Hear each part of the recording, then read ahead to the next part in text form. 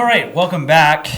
Now we can say that. Welcome back to the Meet the Guys. Yeah, it's the second episode of Meet the Guys, a podcast where we discuss a lot of Magic the Gathering and a lot of pretty crappy opinions. My opinions.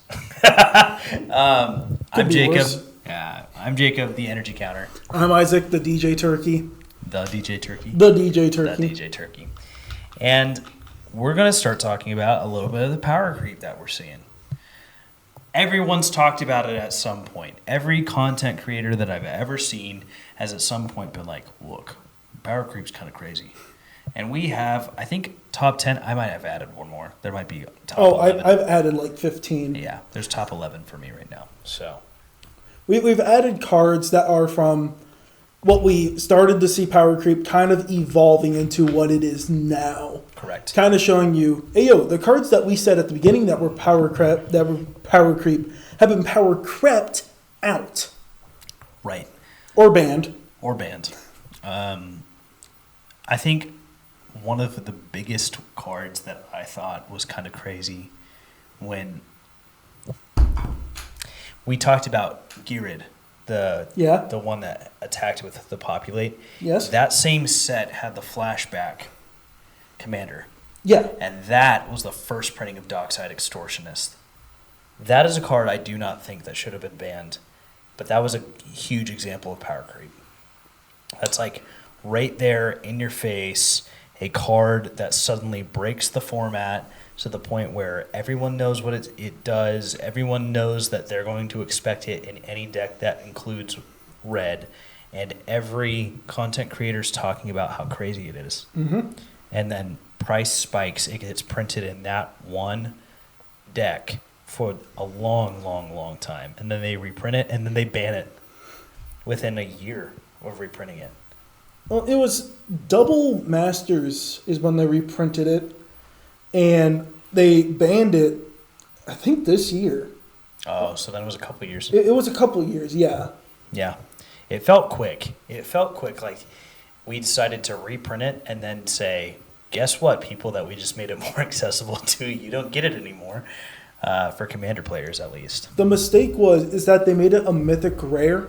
Yeah. In my opinion, if it's something like Dockside Extortionist, it should have been a rare and more accessible to the public. Yeah. I think they should have had Soul Rings in Double Master. Oh, wait, that would have... I shouldn't say that, because Double Masters was a standard set. It was a standard set. That makes so much sense. He was in Modern. He broke I just forgot about that. Forgot about that part, didn't you, buddy? He was just a commander card, and they made the stupid mistake of putting it in Double Masters. Revelation. I'm just now realizing that. I'm like... Just punch this man in the face. Because I'm like, the reason he was so powerful in Commander is because of the Fake Curse King. We talked about him. We need to sacrifice it. Guess what? Treasures are perfect. Perfect. In Modern... Cobalt, you just get a good... John is crazy with that one. They also really built Black and Red to be kind of the treasure. You know, you have Revel and Riches, where if you have 10 or more treasures, you win the game. And Dockside Extortionist enters with 10 or more treasures per game. Basically. So, I understand. I mean, the more I've played Commander, the more I've realized how, like, he is good. Dockside Extortionist is good. But also, this is like one example of where it's like power creep, but good cards can still be in the format. If they really wanted to have like the idea of game changers, why not just make Dockside Extortionist an obvious game changer? I was thinking that too, because I was looking at the game changer list, and it's like Smothering Tide. Smothering Tithe should be bannable. Like, if they're going to argue that Dockside Extortionist is bannable, Smothering Tithe changes the whole changes the whole game. Like, If not, I have even more. such advantage. Like, Rhystic Study, it's Rhystic Study but in white, and instead of drawing a card, I'm guaranteed mana. Yeah. Unless you pay the one. Unless you pay the one. Right, yeah. And, you know, that sometimes ruins games. Luckily, I don't think any of us run a Rhystic Study in any of our decks. No, I refuse to run that card. It just... I don't. Same with Rhystic Remora. Those, I know, those have huge upsides. I might run a Mystic Remora. I think that card's more fair. Well, because you have the upkeep. Yeah. And that's harder to maintain. But, I mean, honestly, it is one of those things where Rhystic Study changes the whole nature of the game. You have a lot more communication, but it's more dreadful. It's less productive communication, less politics, more like, are you going to spend a mana for me to not draw a card? Like, not even a fun kind of interaction at points. But, no, that's one example of where if Smothering Tithe is on the Game Changers and Orcish Bowmasters, which is a recent include, because that's a broken card. Right. I didn't realize. I don't think they realized how broken Orcish Bowmasters was until it hit Commander in Modern. Notion Thief, but better. Even better. And in one card, like in one color. So and you amass orcs. Yeah. So you get the ability to ping an opponent, you prevent them, and you start putting a body onto the board. Excuse me, that's not banned, but Dockside Extortionist is. And it's just Battlefield. To be fair, it was mainly banned because of Saw It in Half. If Saw It in Half wasn't a card that cut it literally into two, rounded up, now you have two Dockside triggers. But they're tokens at that point. But like I said, it's just because of some decks that want treasures. Yeah. And if you play Black-Red, like you said, if you play Black-Red, you have a guaranteed win. I mean, it's just like the ban of Golos. Like, okay, I'll admit. Golos should not be banned. Golos is a fantastic example of power creep. I'll admit it. I used to have a Golos deck. I played a Golos deck. You played a Golos deck. We both had the Golos deck in the friend group, and then we started enforcing the ban list. And when Golos got banned, because he was bitter about Ulamog, right? No, it was not Ulamog. No. It was... What's your big old Eldrazi? It was Emrakul. Yeah. 15 for 15. Yeah, when Emrakul, we were like, yeah, you can't have that because it's banned in Commander. And we were like, whoa, we're all better. Like, our pod did not want to deal with Emrakul. During that time when I attacked you and destroyed all your lands, you said Emrakul should be banned because he's on the ban list. And it was you, me, Vagabond, and your dad, Yes. including Logan and Bill, who was also there, just completely leaked. Doxed! So what? It's not going to leak your address. Either way, I asked, and I said, all in agreement to reinforce the ban list. Just say aye. We all raised our hand. I myself included it. You did. It's like, I will even say, I'm okay with saying no more ban commanders. And then we have a pretty healthy conversation about how our pod runs on decks and bans and stuff. We have mainly 3 rules. Do not play your board wipe unless you can come back. Right. So no random board wipes, even though your other pod breaks that every single time. Dude, I love my other pod. My other guy, he will come in, but he does anything to win. It is random board wipes that don't help win him. The one game. And it's like, most of the time we'll play 1 to 3. And we'll get to game 2. And at that point, he's made game 3 into 3 or 4 hours. Because of board wipes. Because of a board wipe. So we have the notion of if you're going to play a board wipe, and this is kind of we've all kind of secretly kept this. Yeah. But play a board wipe, you better have a backup plan. Rule 2 is don't touch lands. Rule 2 is do not touch lands. We will not run land destruction. Don't touch lands because no one likes it. It sets someone back so far. Unless that's your strategy. Under the condition, you cannot hurt your lands unless that land is going to win the game. Right. Because Maze's End and Maze of Ith was also a huge issue. Correct. I played a bunch of lands that did problems, and John was like, can we at least have the notion of no blowing up like basics or other lands, but lands that are like super toxic and useful? Yeah. So, I mean, it's a very obvious conclusion. Then number 3 is just the ban list. Number 3 is the ban list. Our 1 and 2 we pretty consistently keep. Our number 2 is like, don't touch lands unless that's your whole strategy. But none of us have that because that would never be fun to play against. Like, having a, the mines That's the one where you tap three and a red, and you blow someone's land up, and they draw 2. That's so annoying. It's just so utterly annoying to set somebody back. An artifact, sure. Lands, so infrequently is it the meme in the Magic the Gathering community that I kept the hand with 2 lands because I kept the artifact. If I had 3 lands, most of the time I'm playing this game, we're not going to blow each other up because that's just how it goes. But, I mean, obviously 1 and 2 are pretty easy to keep. We talked about 3 once we realized that Emrakul was going to be in our games. Isaac was really good about getting good cards, and he was notorious for just getting really good cards. It wasn't that it was notorious for getting good cards.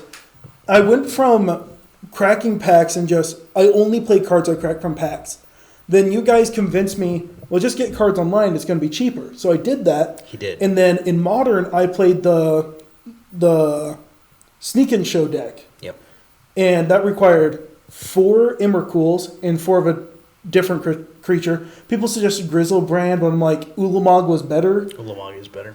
And they're like, well, you get to draw cards. Actually, and I'm like... Grizzlebrand should not be banned in Commander either. I don't understand what that one is either. At this point, I get it in Commander. Oh my gosh, no, it shouldn't be banned in Commander. It's so old that it would. I could not consider it power creep at this point. It would just be a game changer. Like, absolutely a game changer. But it's 7. It does cost 7 to cast. What is the other demon, though? There's another demon that I'm like... So It's Grizzlebrand, but worse. Yeah, it's the one that it's 3 black and like 5 colorless, but you can pay 2 life and go search your deck for any card, put it into your hand. Razakath. How is Razakath not banned? Well, it's because you have to sacrifice at least 1 creature to tutor.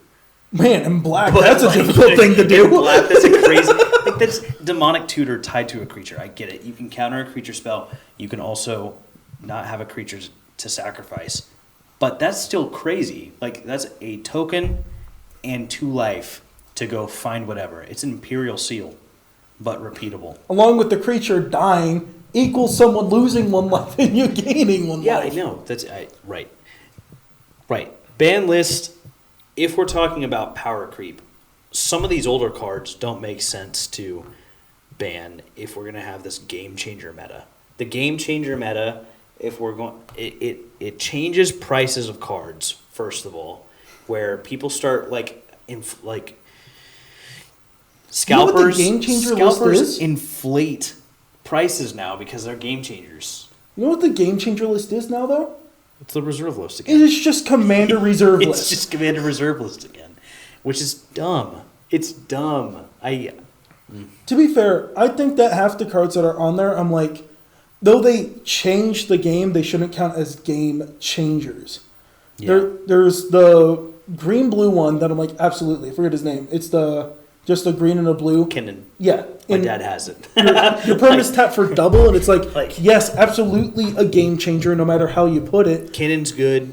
Wynota, I have that one. We pulled those commanders. Absolutely. Game changer. It's a game changer. Having that in the command zone, crazy. Emrakul, banned. Bolas' Citadel? Is it as crazy? We've had some crazy plays with it in our friend group, but I wouldn't say it changed the game. There was a point I was playing Morph, and of course Morph is just a control deck with extra steps. Yeah. You played Bolas Citadel, and you got off 1 spell. Yeah, it was not even that good, because I kept hitting lands. You hit a land, and then you had a card that you could... I think it was a surveil. You tapped it, surveilled.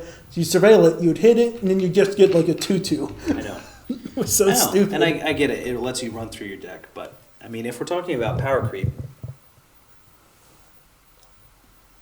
how's crop rotation a power creep card? Well, I mean, you sacrifice a land for anything. Yeah. But it's like, for me, crop rotation, I would search for like Baldur's Gate or like Maze's End, Maze of If. It's because you've been playing a lands deck recently. Listen, man, I'm a lands guy. I've always been a... That's not at all true. It's not all... No, you weren't always a lands guy. You just were like, Dude. know what's good. Playing that CEDH Dragon deck, Dragontron deck with 10 lands. I had 3 mountains, 7 planes, the rest were artifacts. Yeah. Yeah. 90 cards, and I had 10 Dude, lands. I hated that because it's just good. It was way better than your Hatsune Miku deck. Anyways, back onto the subject of power creep. I think we had some cards that, in particular, I'll let you go first. I think one card that is a good reflection of just power creep coming into Magic. And let me caveat this. Before I say this card, inevitably, there's going to be times where if you have a game go on for so long, cards are going to get better. Mm-hmm. Magic the Gathering has existed for almost 1999, I think. 1993. 1993. Yep. So that's And now it's 2005. what, 30, It's almost 33 years old? 30. 32? Yeah, 33, 32, somewhere in there. Yeah, 32 years. I mean, that's going to be 32 years of cards getting better. And as Magic ramps up the amount of sets coming out each year, where we get way more sets coming way more frequently, there's going to be a lot more opportunities for it to get more powerful as creatures come along. A good example would be any token that used to be 1 and now taps for mana that can now tap for multiple kinds of mana. There was a recent card that you can play for 1 green, you can tap it to add colorless, or you can tap it to add 1 color of any color. Like, that's crazy. But I think a good example of a card that power creeps is Deflecting Swat. It's talking about a game changer that's at instant speed. You're casting it, deciding I'm going to rearrange the target. Because I have my commander, it's free. That's bonkers. It's pretty dumb. We used to have cards that say whenever you... I know there's the condition of having the commander, but if you're playing commander, you realize almost how essential it is for your commander to be on the battlefield at all times. Unless you're playing Eminence, which Eminence is a very niche thing to be like, I know I'm not going to be facing the commander outside the command zone. It's going to be there. It's going to be this world enchantment that I cannot touch. Like, I get that. But Deflecting Swat is a free card that changes what could have happened. And we used to have cards that say, you pay it for free, you play it for free, pay no mana, but at your next upkeep, you pay that mana or you lose the game. That's a huge power creep if we're talking about the drawback. Force of Will. Don't you have to exile a... So with Force of Will, you have to exile a blue card, you lose 1 life, and then you can counter a spell. Right. And you have to have that condition. Yep. And then they had another one where it was Misdirection, where I think it's just exile a card. I don't think you have to pay a life. But the difference is that with Force of Will, you can counter anything. Misdirection, you have to change a target. So that was kind of the Force of Will is still better. Yeah. You get to change the target with the Misdirect. And Deflecting Swat is also one of those cards where it's like you're only changing targets. But, I mean, for free, especially in a format, yeah. Force of Will says you pay 1 life, exile a blue card from your hand rather than then pay this spell's mana cost, counter target spell. Sneak and show, man. I played it every time. I'm sure you did. I mean, it makes sense. It's a good card, but it's just like Deflecting Swat. You're playing the format, and it should only be legal in that format, obviously, because it's got the format condition of having the commander. But, I mean, for free, you're casting the spell and changing the game. I understand why that's a game changer, because it's free. That's the biggest drawback, is like power creep is where the one condition you need is literally one of the key conditions of the format. It's like one of the biggest norms to have. It's like the lands that say it enters untapped if you have 2 or more opponents. You're going to typically have 4. You typically don't play one-on-one Magic where you're playing Commander, except if you're like, I have my dad, and I'll play one-on-one Commander with him. But that's because, I can't just be on a whim. Hey, Isaac. Hey, Bill. Out of nowhere. Like, Bill lives 4 hours away, so. I do not live 4 hours away. He does not. He's about to go to Wisconsin. All right, what's your one of your top 10 power creep? I think the first one I'm going to go with, this is going from the beginning of time with Soren. What's the exact name? Hang on. Hold up here. Wait a minute. Ring ding. Yeah, Soren Markov. And ignoring the +2 and -7, he came in for 3 black for 3 colorless. He was a 4 planeswalker. He came with 4 planeswalk, and for -3, target opponent's life total became 10. And when was he released? Corset 2012. 12, jeez. That's what I said. In the early forms of Magic. That's before the Commander Precons came out. That was before Commander was even a thing. Yeah, because Commander came out in 2014? He was not a good card when he first came out. I mean, like, he was okay. He did damage. Like, his +1, he can do 2 damage. You gain 2 life. And it's like, man, it's okay. And then Commander came out, and it's like, oh, yeah, by the way, the life total's 40. And then everyone was like, hey, yo, remember that life? Like, that Planeswalker that was like, your life total becomes 10. Yeah. And then Tree of Perdition that came out a few years later, 2015. Yep.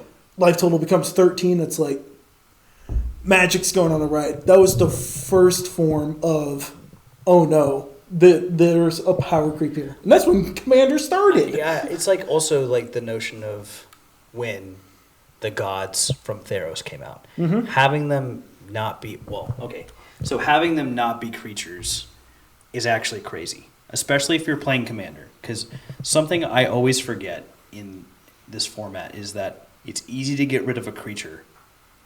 It's hard to just exile an enchantment. You need to destroy it. Most cards say destroy target enchantment or artifact. Those are very notable. But one, eliminating a creature type from it until you hit a certain condition makes the god cards in Theros and Nyx so good because they come in with indestructible. Yeah. So it's not even like exile target creature. So your Swords to Plowshares doesn't work until they become a creature. They become the creature. Or Path to Exile. Both of those require you to exile target creature. It's not going to matter until you hit that condition. So, I mean, obviously you're going to creep on it quickly, and most of their devotions required 7. Yes. But I think that's like an original showing of power creep being in the format. You're protecting your creature before it even hit the battlefield. I mean, that's not what I mean. Well, it was the first ever, like, here's a god. Gods are indestructible. They're hard to kill. And that's how they should be. And it's like, these gods don't come until you have this much devotion.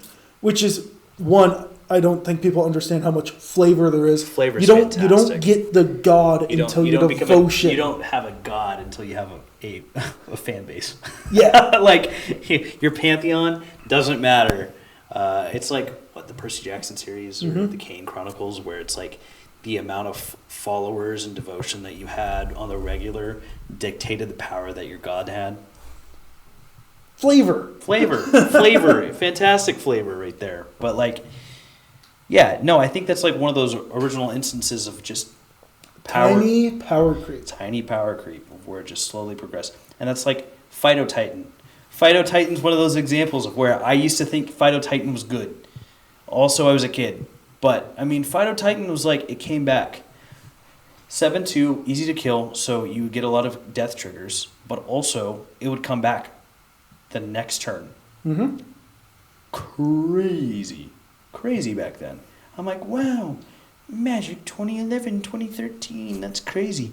Phytotitan comes back, it's a 7/2. It's really expensive. But it's a 7/2, and it's like 25 cents. Wasn't there also a, like, echo cost where you had to pay 2 to keep it around? Nope. What was it? I remember there was some caveat. Was it pay 2 to bring it from a graveyard or something? I think what would happen is that it would die and it'd come back tapped. Oh, yeah.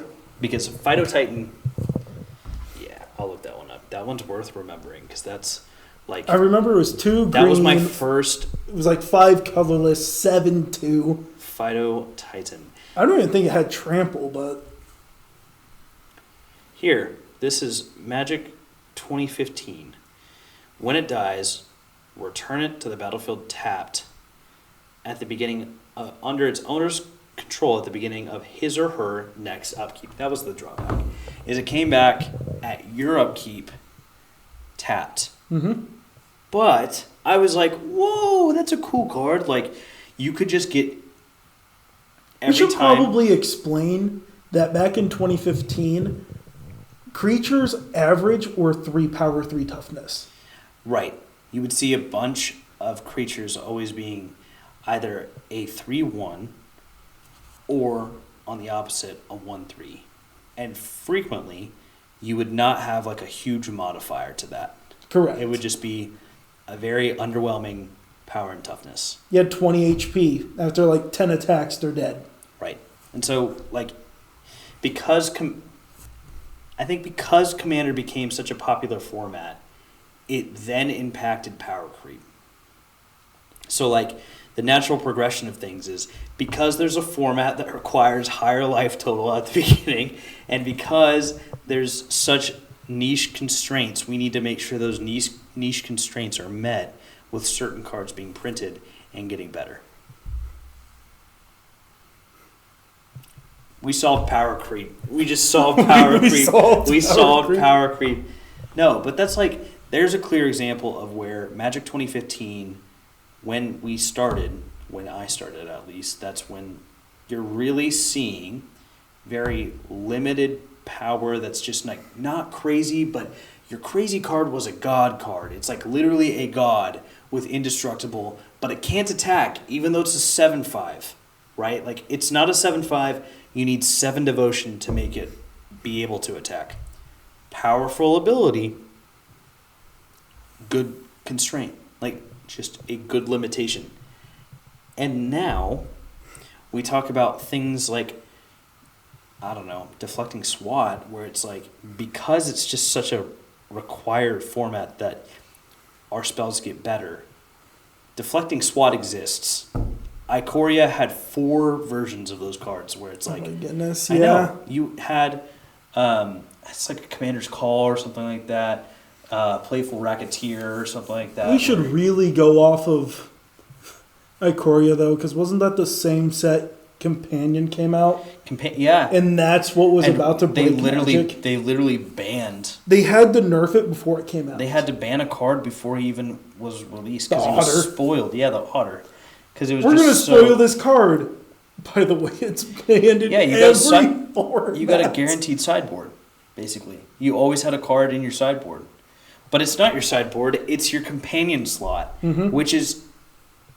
It's the command zone with extra steps. They added Mutate, which is morph, but instead of morphing a creature and turning it face down and then doing that, you now integrate a singular creature to have all these layered effects. It's a flip card that just merges into one big card. Ikoria was a fun set, Ikoria is a fun set. I think Ikoria was a good set. I think it flavorfully was good. Like the Bethanor, I don't know. Like those kind of guards. Oh wait, that's Dominaria, isn't it? It is. Okay. The Ikoria guards where it's like they all have these crystals and stuff. It's cool. It's cool. You have these, the Ozolith. The Ozolith. What a fantastic card. Like one of those examples. Obviously, an example of power creep of where it's like, instead of having doubling season, you now have the ability to move your counters from when a creature dies. And your stuff gets better. I don't know. Like, that's powerful. It didn't only take your 1/1 counters, it took all your counters. Yeah, because like, Ikoria introduced Death Touch, Reach, Vigilance. It introduced new counters. You literally had the keyword commander. Mm-hmm. My dad used to play that one, and he liked the effect of this enters and everything in my graveyard gives my keywords onto my commander. And instead of it just gaining it, opponents can interact with your counters and be like, this creature has this reach counter removed, which is so niche, so like unique. Bounty counters. Yeah. Like that's an example of a set where we were talking about power creep and how power creep doesn't always mean that there's a good set. Like good cards doesn't mean it's a good set. Ikoria is a good set. You have Bastion of Remembrance coming for the first time. Yeah. One of like a fantastic way in Aristocrats to win the game. And then you have all these niche mutate mechanics. You have these good commander decks with the human tribal really popping off. I bought that precon and was like, this is really good. It is. And I won a lot of those because it was just so unique. And I still have like 4 or 5 human tribal. Like I've always had a human tribal deck, and it's always evolving at some point to a different commander or whatever. But I mean, like, Ikoria is an example of a good set with good power creep, but like acknowledging the fact that power creep exists, it had a lot of it, and it kind of hurts to be like. Ikoria was the first ever set, and a lot of people might be like, no, but I'm like, we have to agree, Ikoria and the commander sets that came with Ikoria were the reason power creep went so rampant. It's the Commander 2015. Yes. You know what I mean? Like, Dragon comes out Commander 2015. Edgar Markov. And then you have the crappy Wizard. I don't even know why they came out with that one. Honestly, the Wizard wasn't... if I remember correctly, the Wizard deck didn't perform... Like, it wasn't poorly constructed. Compared to the Dragon, yes, it was. No. Yes. The Eminence was not as impactful. The deck itself, if you had all of these without Eminence, that's a good one. Yes. It's a really good, well-constructed deck. But then you have the Dragon in the command zone where it's Eminence is so impactful. You have Edgar Markov where you just playing your deck has such a powerful impact. What was that last commander that had Eminence? So you had the Vampire, the Dragon, the Wizard, and then you had was it Zombies? No, he didn't have Eminence, if I remember correctly. Let me look up all 2015. Am I remembering correctly? So, I mean, my conclusion is that Ikoria was a revamp of the Commander 2015 decks, where it's like... I would agree with that. It's where you have such unique and broken mechanics coming in, such a potent power creep all of a sudden. You know, I don't know. I think those were good decks, but they had some obvious moments where it's like, there's just so many good cards coming out of it. Was it 2015? No, it was apparently earlier than that. I'm going way back in time. Yeah, there's a lot of good pre-cons. 2017. We had the Dragon. Oh, 2017. Oh my gosh, I forgot. It was the cat avatar. Its imminence was at the beginning of combat on your turn. If Arabo, Roar of the World, is in the command zone or on the battlefield, another target cat you control gets +3/+3 till end of turn. No wonder we didn't know what that is. That is a huge stinker. We'll talk about power creep. I mean, +3/+3 till end of turn. +3/+3. That's not good. I'm like, there was the Dragon. Was it zombies? No, it wasn't zombies. No, it was cats. It was cats. Oh yeah, because we had the hammer. Mm-hmm. There's all the hammer. Yeah. Mm-hmm. I forgot about that part. But yeah, no, Ikoria was one of those sets where it's like, quite obviously, you have a bunch of power creep. 2014, 2015 was when the first commander decks come out, right? Mimeoplasm, Yeah. Kalia, I don't know, something like that, where it's like, it's Mardu, where you get those angels or demons or dragons, right? Yeah. Okay, cool. So, next power creep card, you talked about Sorin. What's your next? Because most of mine are pretty recent. Mine are. I go so far back in time. The real question is I'll just go with. Technically, it's more. Nah, I'll go with this one, Dockside Extortionist. But I think we talked about that one extensively. That one was one of those ones where we got really heated. And then after that one was Thassa's Oracle. Oh yeah, Thassa's Oracle. I think the whole set of Theros Beyond Death had a lot of cards that were really broke Magic at times. Athreos and all them. It's like it introduced not a few. It introduced every Heliod.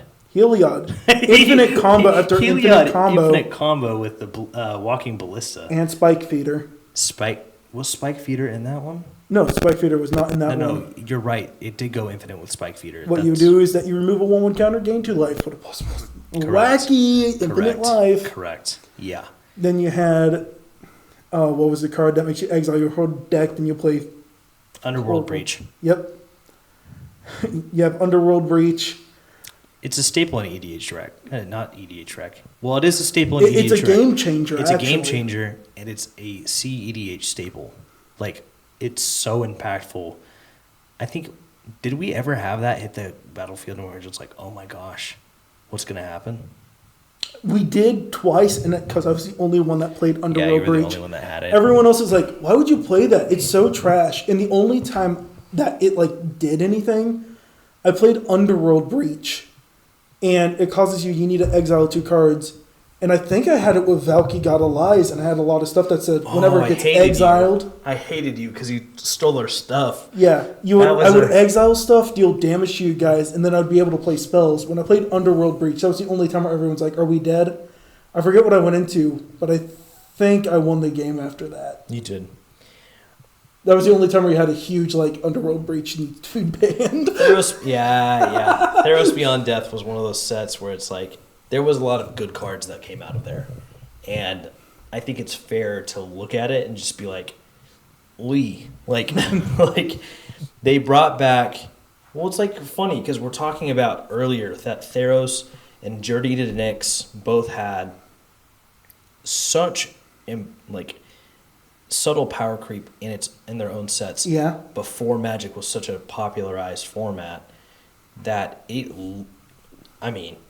we returned back to Theros and there's even more power creep again, When it first started, it was pretty strong. Everyone was like, this set is just okay. Uro, Titan of Nature's Wrath. Jocelyn Kwai, we got to give credit where it's due. He really showed what that card could do.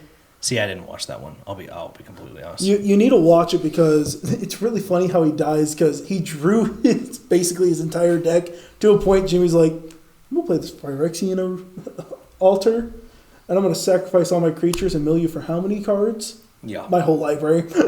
Yeah, right. That was the one of the few times where he's like, I hate that card. Right. And so it's like, we get back to some of these power creep sets. And I would argue, and I think the argument's, pretty well accepted, that some of them come from Universes Beyond. Yes. And yes. I think I agree with the most recent ones being like Delighted Halfling. You pay 1, it's a Halfling citizen. You can tap it for colorless, or you can spend. You can tap it for 1 of any color, and you can spend it to cast only to cast a legendary spell, and that spell can't be countered. It's like the Allosaurus Shepherd, where creatures you control can't be countered. It was big, popular because it was low cost. This giving your commander the ability to not be countered is pretty crazy. It's pretty good. If it's a monocolored, it's mono green. Cool. Mono green has a lot of ways to make it so your things can't be countered. I get it. But if it's in any other multicolored deck, That is powerful because we all know a lot of people, probably in your pod, in my pod at least, you and Vagabond. You are included in this. You and Vagabond will include counterspells. I do because of you! I don't include them because I know I have some good things and I'm always the target. Okay. So there's a video game format called a real-time strategy game, RTS. Mm-hmm. Isaac is a real-time strategy game where he builds the base and turtles, and everyone recognizes that he's turtling, and we're like, it'll be fine. Like, he'll have this just awareness, like all of us are aware that his decks are powerful and that it probably will kill us. But we're like, it'll be fine. And then the whole table's like, you know what? Jacob's the issue. Like, that is my only point of direction because you pump out so many threats at once. And like you said, I kind of turtle and I go slow and slow and slow. The issue is that it's not just that slow process. The moment I say, hey, yo, Jacob's a threat, I play 3 more cards and it's like, okay, he went from having sticks to fighter jets. yes. Can someone explain more? So what will happen is I'll literally being like, talking about Dockside Extortionist, I'm going to play a Prosper deck, and bam! Dockside Extortionist, turn 2 or whatever. And everyone's like, no, he's got it. And keep in mind, I don't even have Revel and Riches in that deck. He does not. So I play a lot of Solitaire if I play that deck. I'm going to make it better. But the whole point is he will point out the fact that I'll play one good card and everyone will freak out because I get some really good value. And then he'll play like 3 more cards and he'll be like, everybody, look at what this guy's doing. Well, look at what he's doing. He has more things than me. Why are you targeting me? I don't know what you're talking about. I don't know what you're talking about. Yeah, you do. But, I absolutely do. But, I mean, maybe I'm part of the problem because I'll take that power creep and I'll put it into the deck. And then instantly, because everyone else recognizes when a powerful card is a powerful card, that's when I get screwed. Isaac has a very good job of having subtle synergy that slowly gets like, and bam, bam, bam, bam, where like all these things are just popping off all of a sudden. My favorite is when we were playing with your dad and we're going to call him Billy Mitchell. Billy Mitchell. Billy Mitchell. And we're all building our decks and your dad attacks you and you're like, are you not looking what Isaac's doing? And I'm playing my lands deck. And Billy Mitchell looks and he's like, okay, what's the threat here? Well, you got my commander that makes it so my lands are untapped. I got Skewed Swarm. Well, if I kill Skewed Swarm, is that going to do anything? No, because I just have more copies of Skewed Swarm. Yeah, he's just like, I'll just keep getting more. You can kill Euro Titan of Nature's Wrath, but I'm just going to exile 5 cards and bring them back. And I'm going to get an ETB, which is even worse for you. Well, it's like, I have Billy Mitchell who doesn't pay attention to the niche strategy. I know what's about to happen. And then mine's so obvious because I literally tell the whole pod what my first game ever. New guy joins us. I'm like, hey guys, I built this really niche deck that has like, I don't know, not a whole ton of like combos, but I have ways to make it go infinite. And I'm like, I'll just be completely transparent. And then this guy targets me, and the new guy's like, what did I play? I played the Orrery. Yeah. The one that's $40. It's $40. It fixes my mana. It's a red You death. played Verdalkin Ori or whatever you say it. Taps for it fixes all mana. You can tap it for whatever. You can tap it for 5. It costs 7, and it fixes your mana to be spent in any way. It's legendary. New guy saw the fact that it was a mythic card. He instantly saw, as a new player, which I'm impressed by the way, saw that rarity and was like, "Why is it orange?" That was his first thought. Why is it orange? Oh, Chromatic Orrery. That's the card. Chromatic Orrery, I played it. He says, why is that orange? And then Isaac goes, we need to kill that. And I'm like, full transparency, this is one of the pieces that helps me win the game. And he's like, I got this new Terra Precon. I'm going to blow that up. And I'm like, oh, thank you. My most expensive card in the whole entire deck. Not even that. What I love after that is that you're just like, okay, you can destroy this, but I want to point out what's on Isaac's board. He has Mana Reflection. He has Propaganda. He has... I'm telling you, I'm like, I can't attack him. You can't attack him. I think there's also Soul Ring. Yeah, he's got Propaganda on. You don't have enough mana to attack.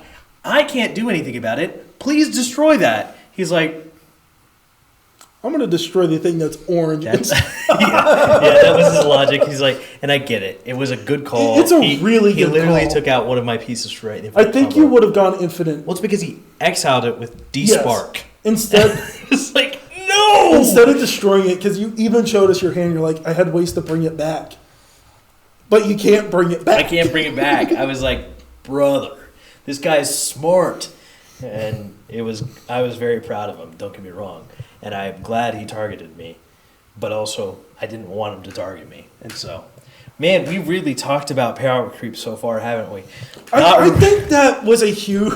I think it's really nice because it's like, hey, here's power creep, but it's like, we all played pretty strong decks. He played a pre-con, but I'm like, I'm playing lands. To the people who don't know what my lands deck is, my goal is to get off Maze's End, pay 10 gates, and then I win the game. Maze's End is one of those ones that would not be considered power creep in an old format. No, it slowly is getting stronger over time. Well, we've talked about some of mine, which is like Orcish Bowmasters and such. Orcish Bowmasters. I mean, Orcish Bowmasters is crazy. One of my biggest one was a Tali Primal Conqueror. That one's apparent power creep. The old Atali Primal Storm, really impressive. But now you have an ETB of Atali Primal Storm, Primal Conqueror. That instead of the attack trigger. So you have an ETB, so you can just blink it and just keep getting cards that you just constantly are. And then you have Blightsteel Colossus on the back, which is so hard to get out in green. And it's not in green. It's really not. Like it's like such a low barrier for you. You pay 7 and 2 life or something like that. Yeah. And you flip it. You don't even need to pay the 2 life. It's for Phyrexian. Yeah, you could play Phyrexian and you could pay the green. You could have Mana Reflection for all you care. And 6 mana and boom. And 6 mana, it's done, you know? So, I mean, and Atali Primal Conqueror is a staple in CEDH if you're playing anything in, red and green. Like, it's just the obvious commander at this point. And I have it. And I had it in my Animar deck. But Animar can't keep up with a card like that because it just exists. Like, if I was to play an Animar versus a Atali Primal Conqueror, obviously Animar's not going to win. Yeah. Like, you're correct. I have a Blightsteel Colossus in the command zone. The only way, and this is my just example, run more counter spells. Yeah, I know. Oh, wait. I forget. Can you not? Isn't it uncounterable? No, you can't. Okay. You can counter it. Yeah. There was a different one that was like, that's kind of like it, that you cannot counter. And I'm like, oh my goodness, what is with these green spells and you can't interact with them? Well, it's like, it's weird because like you just have these like, I said like so many times right there. That was embarrassing. Sorry, go ahead. I sound as though I'm a high school girl. And like Scoop. Visco. That shows my age. That shows my age at this point. Oh my gosh. You're not that old yet. Balin the Haymaker is one of also Eulogy the Shoreless Tide. Shoreless. We could talk about so many cards that are.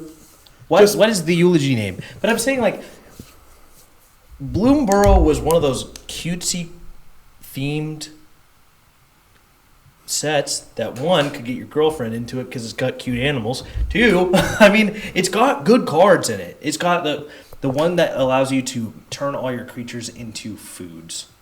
That's impressive, and I love it, and it should be that way. But like, oh my gosh, I'm building that now.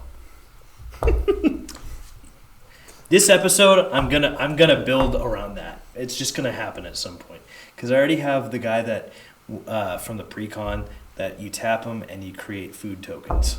So like, I'm gonna make it. That's gonna be so much fun. Anyways, you already have during Bloomborough, you have the Haymaker, which takes all the elements of a Naya commander, which is tapping. You're making tokens. You're adding a lot of mana, and it's in the color combo you need with the... You tap 4 untapped tokens you control, you put 3 counters on your commander, and it gains trample. You tap 3, you draw a card. You tap 2, you add 1 mana of any color. I was really tempted to throw that into Dogmeat. Yeah. Because you tap 5 junk tokens in. That's what I'm saying. It's like some of these sets just come out with this like weirdly like I don't know. It feels like ignored power creep of how good some of these cards are. Where it's like it or takes Expose Masters, yeah. Yeah, we talked about that one. Like it's one of those where it was ignored until it wasn't. Yeah, it's just suddenly it's an issue, you know? Or speak of the devil, we're talking about some of the universes beyond. The new Sephiroth Fabled Soldier, it's literally whenever another creature dies, not just yours, whenever another target opponent loses 1 life. So you're in mono black doing Aristocrats, super popular. Then on the back that says you get an emblem when it transforms. Whenever a creature dies, target opponent loses 1 life and you gain 1 life. And when it attacks, you may sacrifice any number of other creatures. If you do, draw that many cards. And it's one of the few creatures that ever creates an emblem. Mm-hmm. I think it's a creature. Yes. It's a creature that creates an emblem, not even a planeswalker. And the whole drawback about the planeswalker is that you just can't instantly do it. The creature you can instantly do it. The creature you can instantly do it. You sacrifice 4 creatures, you flip it, you get the emblem. What can you do about that? You can't. You have to rather counter or Swords of Plowshare it before it can flip. Again, beautiful set, crazy power creep. Sephiroth is a key example. You also have Kefka. Is that what it is? Like the clown guy? Oh, Kefka, yeah. Yeah, that's crazy. You have the Spider-Man set. We were talking about Anti-Venom, which literally reads, if damage would be dealt to Anti-Venom, prevent that damage and put that many 1/1 counters on it. And then it's also, by the way, a Sun Titan. Whenever it enters, if it was cast, return target creature card from your graveyard to the battlefield. No, it's better than Sun Titan because it returns a creature card. Yeah, it's in white. I'm telling you, with Pariah, all damage that would be dealt to you is dealt to enchanted creature instead. It's an instead effect, guys.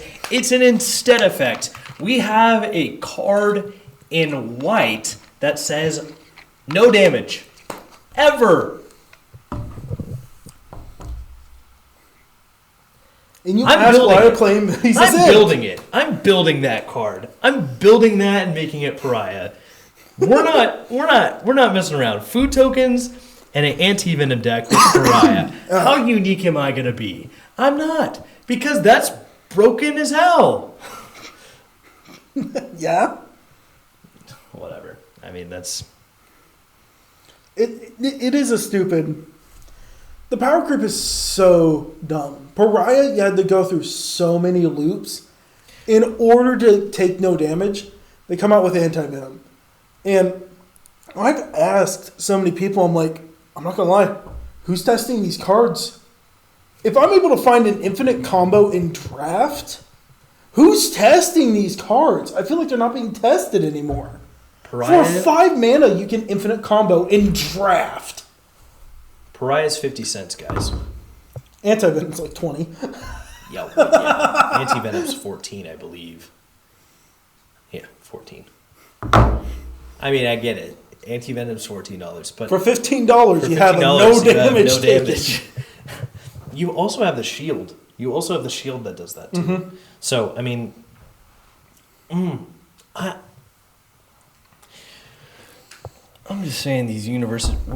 Sonic, the Sonic card that I wanted to talk about, Shadow the Hedgehog. Shadow the Hedgehog It gives spells split second. Is it spells or creature spells? No, it's spells. It gives your spells split second. Each spell you cast has split second. If you use an artifact. Was it cast from an artifact? Man, it's not like Soul Ring is the biggest artifact in the world. It's not like treasures are in red and black.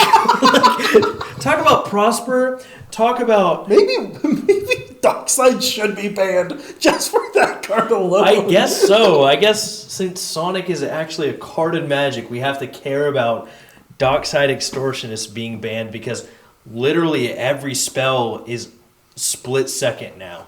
I cannot wait to attack with Negan from The Walking Dead. Have you block with anti-venom? yeah. Venom blocks Negan, and then my Gary pops off in the corner as he's putting slime counters on everything. What the heck is Magic even at this point? It is Fortnite. We said it. Fortnite isn't Magic. Fortnite's in Magic, Isaac. I can't, honestly, if we're going down this path, can we get a John Wick secret lair? John Wick would be kind of cool. It's like we already have humans. Let's get John Wick in here.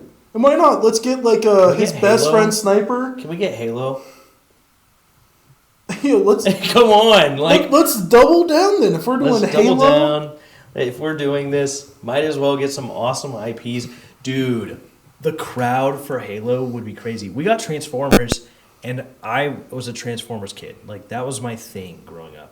Seeing him in the Shattered Universe was kind of awesome, but like, you know what? That's a good example of those cards where it's Universes Beyond, and that was like a good incorporation of it. It went to the Brothers War. Like, it made it a chase set because you had some unique cards in the Brothers War set. And that's like... What are Transformers? Brothers of War. Machines. That's important. Like...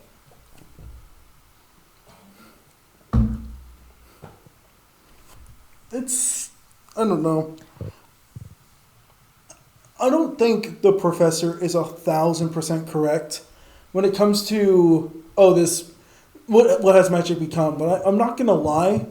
If Magic really wanted to recover, about 3/4 of the Universes Beyond sets need to be non-tournament legal anymore. I think Final Fantasy is fine. I think The Lord of the Rings is fine. I think The Hobbit is fine. D&D, fine. And they should really fine comb it. Honestly, at this point, everything else should just be a unset at this point. They really made a good point when they said that it should not be tournament legal. Yeah, I don't know why SpongeBob SquarePants is in the tournament leagues.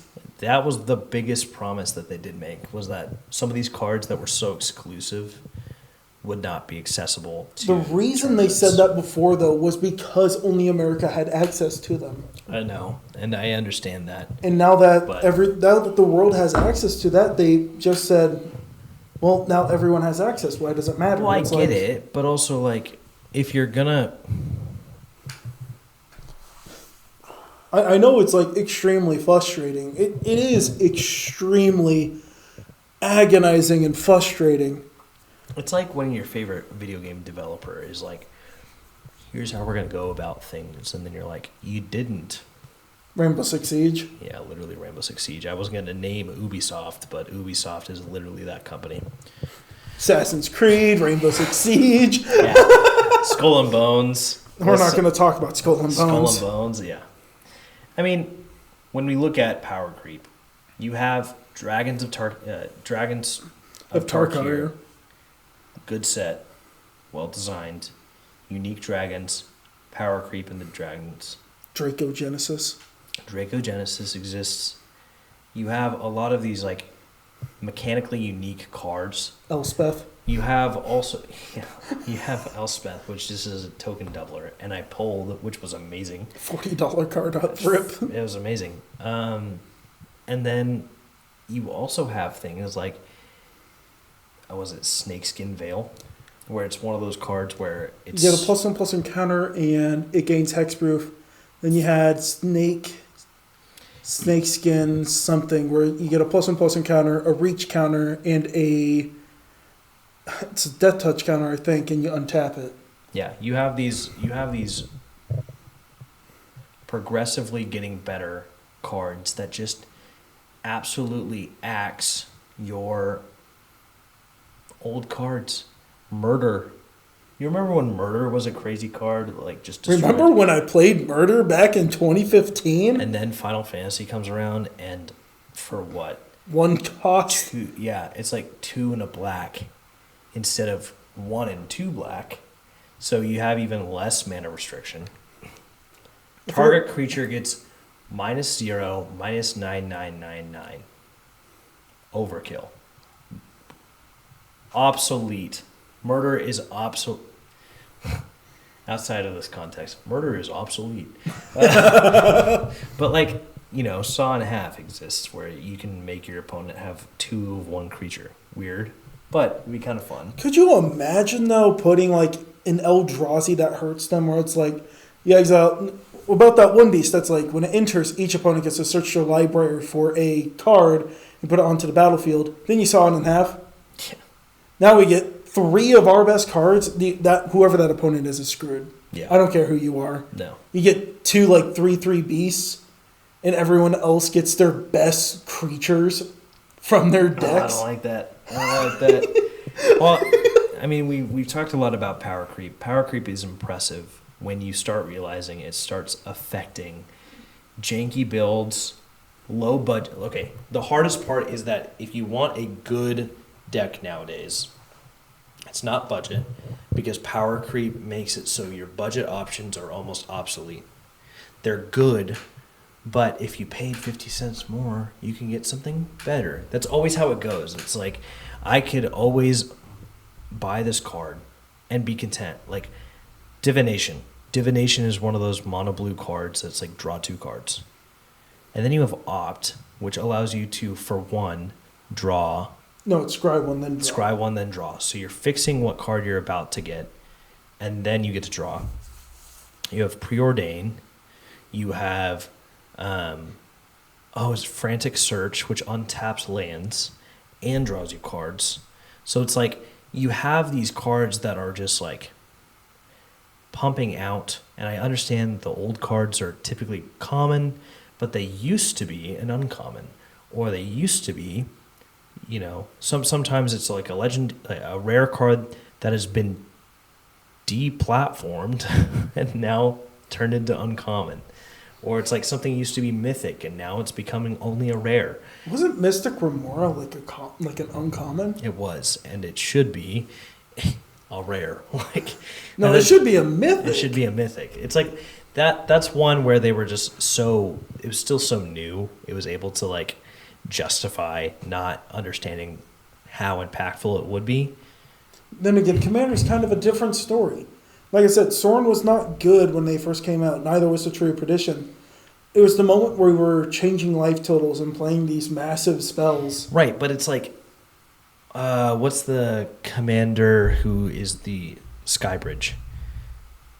She came out in Kaldheim. Kaldheim was a good example of like where things were getting pretty good, and you have Lathalis coming out as a elf tribal commander, which is she's a great commander, pretty good in, I think she can do well in CEDH, but like an example is Bergie comes out in Kaldheim and makes it good. You have Valky that gets good. You have Tergrid, power creep, right? Crazy example of power creep. But then jump to that one, I can't remember. She's the Skybridge. I'm trying to remember. The only card I remember was the land that you could pay 3 snow. It became a 4/3 in Gideon, where his ult was target creature becomes indestructible and you can't lose the game. Essica. And it's Prismatic Bridge. Prismatic Bridge, okay. Okay, so Prismatic Bridge, she's good, but at the beginning of your upkeep, reveal cards from the top of your library until you reveal a creature or planeswalker, put it onto the battlefield. Let's look at Joda, the Unifier. $2. By the way, Eska's 14, so she's still good. Legendary creatures you control get +X, where X is the number of legendary creatures you control. So, first of all, it's Wooburg, so it's white, blue, black, red, green. Whenever you cast a legendary creature spell from your hand, exile cards from the top of your library until you exile a legendary non-land card with lesser mana value. You may cast the card without paying its mana cost. Put the rest of your library in a random order. You get to cascade your legendaries. I know Eska is not focused on purely legendaries. Tell me that's not power creep, though. Come on. Like, you get an anthem. You get an anthem in the command zone for all 5 colors, and then all your legendary creatures gain cascade. That's insane. Like a legendary non-land. A legendary non-land. I mean, that was in Dominaria. Yep. Like, look at the difference between those two. Prismatic Bridge gets you, at your upkeep, that. You get to find a creature or a planeswalker. Joda just says, whenever you cast, it's a on-cast trigger. So even if your commander, even if your legendary creature gets countered, you still get the cast trigger. You still get the cast trigger. I mean, isn't that absolutely bonkers? I remember back in my day. Okay. Where you just countered a spell and you didn't need to worry about no cast trigger. I know. It didn't used to be as bad. Where it's like there were uncast. 3 cards that dealt with it back in 2015. Yeah. It's like whenever you cast a creature, you do this, and they weren't even that good. I know. Now it's Joda. Now it's all these stupid cards where it's like, hey, whenever you cast this, well, you can counter if you want, but I'm going to get it anyways. It's like that one meme. It's like, you just killed my parents. It's like the catch up. Yeah, I know. I don't know. Power creep is like one of those things where I think universally you have to accept it. It's going to happen at some point if the game's going to continue. If new sets are going to release, you should always anticipate it. But you also need to recognize the fact that it's also problematic if we keep going on this path of it never changes, it never improves, and we're just letting it. It's the frog boiling analogy.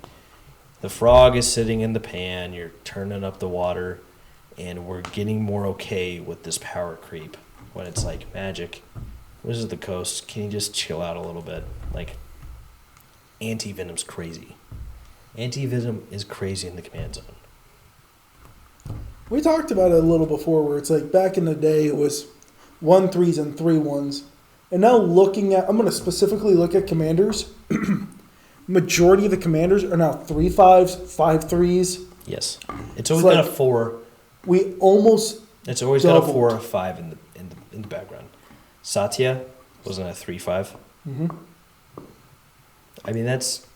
And he had Menace and Haste. Menace and Haste. You made a token of something, and you gained energy from it. I played Lightning Runner back when I played Energy with you guys. I played my Energy deck, didn't have any of that, and Lightning Runner could never go infinite, no matter how hard I tried. Energy was still really stupid good because I had cards like Emrakul. Yeah. I now play Energy now, and it's like, infinite combo. Well, it's like the cards I've been recently playing, like Red Death, Shipwrecker, and Belby. Both are 2-cost commanders. Red Death is a 1/3, and Belby is a 2/2. And that's like the balance you need, where it's like, yeah, it costs 2 mana to get your commander out. Tiny Bones costs 2 mana to get your commander out, but he's only like a 1/2, right? Like the whole drawback is low cost, low power toughness. Rakoff is a 0-cost commander. He's a 0/1 with trample, first strike, haste. And that's funny. And that's funny. But with partner. With partner. That's the thing, is it's with partner. And so it's like, you just see so many powers and toughnesses that are getting kind of out of hand. It used to be crazy to get a 6/6 for 6 with trample. Yes. You'd be like, that's crazy. It's got a keyword. You know, like. Dreadmaw was overpowered. Dreadmaw was a 6/6 with trample. It was a staple. Yeah. And now it's like, Yeah. you know, play that? what if we had Dreadmaw, but instead when it enters, it gets another Dreadmaw?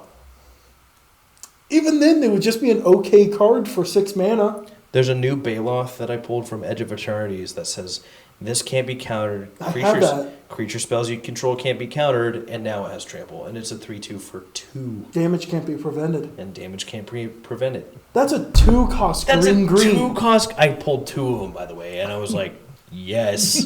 Like, auto-include in any kind of aggressive creature deck. Yeah. But I was like, that's kind of insane for 2 mana. 2 mana in green with it can't be countered, spells you controls can't be countered, damage can't be prevented. That's 3 different effects on a 2-cost card. And I think it has trample. And it's a 3/2 for 2. Mm-hmm. I would have played that if it was just a 3/2 for 2 back in the day. I know. Forget the other stuff. A 3/2 for 2 was unheard of. Back when you had centaurs training little kids with no keywords. Yeah. And the centaurs couldn't block. And this, yeah, something like that. It's like, this creature can't block. Wow. Yeah. It was a 2/1 that couldn't block, and then you made like 50 of them, you threw them. You didn't care. You chucked them at people. Or you sacrificed them if you were playing aristocrats. Man. I just remembered, I found, so in the Battle for Baldur's Gate, they came with the background cards. Right. And I was looking at the backgrounds. Crazy, and I love them. They were so, like they were strong, but they were kind of mid. And I pulled one, I forget what it is. For 1 black, commanders you control get, all I cared about is that they gain ward, pay 2 life, and at the beginning of your next upkeep, sacrifice a creature. For a single black, and it gives the creature more stuff. I forget what else it gives it. I'm like, for 1 black alone, making it so it doesn't get targeted. Well, and I get it's part of a background. And 1 black mana for commanders. So even if you just run that in the deck, a partner, that's busted. That is so dumb. You're like, that's terrible. The limitation of it being a background is terrible. Well, it's it like, doesn't matter. Artifacts can now be your commander. Planeswalkers could be your commander. And you're giving them ward. Yeah. No, you're right. You're right. I love the ward ability. It's just broken. It's really broken. Just counter this unless you pay this. It's like literally the old version of a counter spell. Counter target thing unless target player pays 2. Was it Mana Siphon or something like that? Yeah. Spell Siphon. Where it's like you're literally, a player has to pay X to prevent. Mm-hmm. Like, those were good. Those were really good. Like I said, when it came to hexproof, well, they don't know this, but when it came to hexproof, you could not target the spell. So when you cast it and then you gave a creature hexproof, so either the creature fizzled or you had to choose a new target, which should be good for commander either way. With ward, you can target it. Right. And the spell can be countered. Right. That's wrong. I love it. I love it.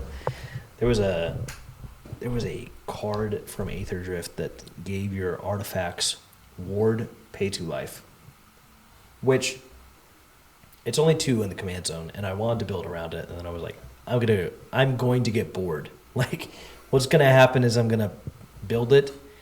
I'm notorious for only building a lot of decks and then never playing them. It's like this is this fascination with this would be really good. Boom, boom, boom, boom, boom, boom. And then I end up with 44 commander decks, and probably 20 of which I haven't played in a year. And he's the opposite. He has 4, maybe, I commander decks. have 7. You have 7? I have 7. I have 24. I have 2. I have 24 right now. So I have the 4 I mainly play in the group, which is Morph, Lands. Oh man, what else? I have Morph, Lands, Energy, and I have one more. Eldrazi. Yeah, so basically, total different problem. What my point was that You build so many decks. I built it's hard so to- many decks. The ward ability is good, but it's also, that's kind of like another example. Final note, that's another example of power creep. That ability by itself is an example of power creep, where it's not only hexproof. And everyone thought it was going to be bad when we all looked at it. I think we can all agree that we like. Yeah, I was like, War it's not going just to be. sucks. I was like, it's not going to be crazy, and then I pulled Captain Howler, which And then it's like, oh no. you're like, oh my gosh, my commander has a way to protect itself, which you don't think about until you are playing it and realize your opponents care about those things, and you start caring about those things because it's a game. I'm not saying I'm gay, but 2 mana is 2 mana. Yeah, I mean, it's like it's just nuclear deterrence over and over again. My creature gets better, my commander gets better, and you're gonna deal with it. You know, like that's literally the game that we're playing. Is we're looking at the power creep and we're like, well, you know what deck I currently have? This would be a better commander than this one. Hey, you know what? You literally did that for your lands deck, where it's like, Olmo wasn't good enough, and then the one where you play a land, draw a card, and gain a life, that one was okay, but the moment I saw the leaks for Final Fantasy, I'm like, this has been the deck I've been looking for years. I've been looking for ways to make Gates work after Golos was banned. That was a hit for me, because I'm like, I miss Golos. He was my boy. Golos was such a good commander. I made a D&D character around Golos because I loved the way he looked. And I was like, I love this just like nomadic robot just kind of vibing. Like, I just wanted that. And so It was so... it's such a good card. In my opinion, it should be banned. For cards that should come off of the ban It was list, only banned. I mean, it's a perfect example of power creep, but it was only banned because it was such a versatile commander that you could make it for anything. Like, you had access to everything. You got mana fixing. You had an ability to cast any 3 cards. you had for to 7. pay Wooburg and 2 2. colorless. You looked at the top. You exiled the top 3 cards of your library. And you can cast 1 card from among them. Put the rest in the bottom. You cast them all for 3. Oh yeah, you cast them all. Yeah, it was just such a versatile card because he was so good. And they banned him because he was just too good. You get to tutor for a land. Gaia's Cradle. Gaia's Cradle guaranteed in the command zone. Cabal Coffers comboed with Yawgmoth. A lot of people even played like Brago and stuff like that with him, because you just blinked Golos, you got another land. You blink him again, you get another land. You blink him again, you get another land. It was so dumb, but it's like, yeah, he was versatile. I miss him. In my own opinion, if he's banned, you have to ban the Ur Dragon. Yeah. For no reason, it's like, well, he gains too much value. So does the Ur Dragon. Ur Dragon's arguably worse than Golos, as in like harder to deal Edgar with. Markov, he needs to be banned. Eminence makes it way harder. How are they not game changers? Like, I just genuinely do not understand how those are not game changers. Like, I think just those 2. The other 2 Eminence cards are kind of stinky poo-poo. I mean, Sidgar Jarbari, the knight commander with Eminence. You attack, you loot, and then because you attacked, You loot. yeah, because you attack with a knight, which is what you'd obviously build around it anyways. You loot, and whenever Sidar Jarbari deals combat damage, you return a knight from your graveyard to the battlefield. I just need to loot. Like, that's literally what the knight will do for me anyways, is I'm just drawing the cards I need to, fueling my graveyard by just playing the game. Not even casting a spell. Yeah, it's kind of dumb. Gotta love them. I do appreciate how every Eminence commander though does have to have a creature type associated with it. Like Yeah.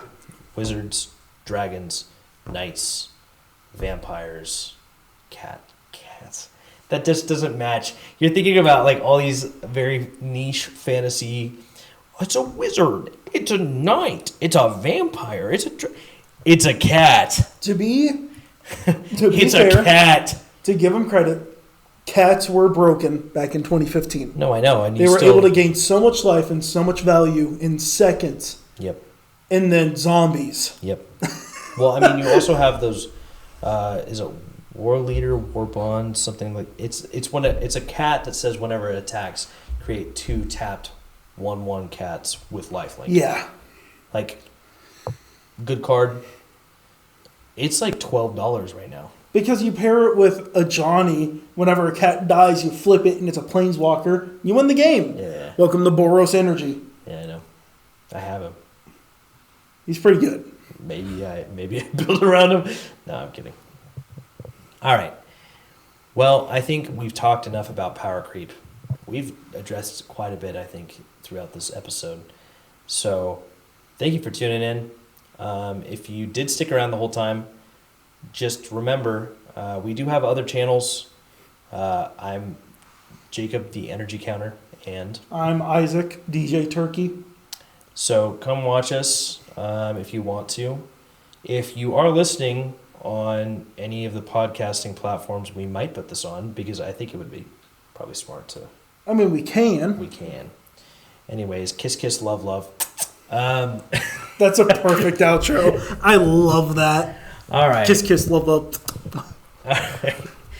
Kiss, kiss. Good night. Bye.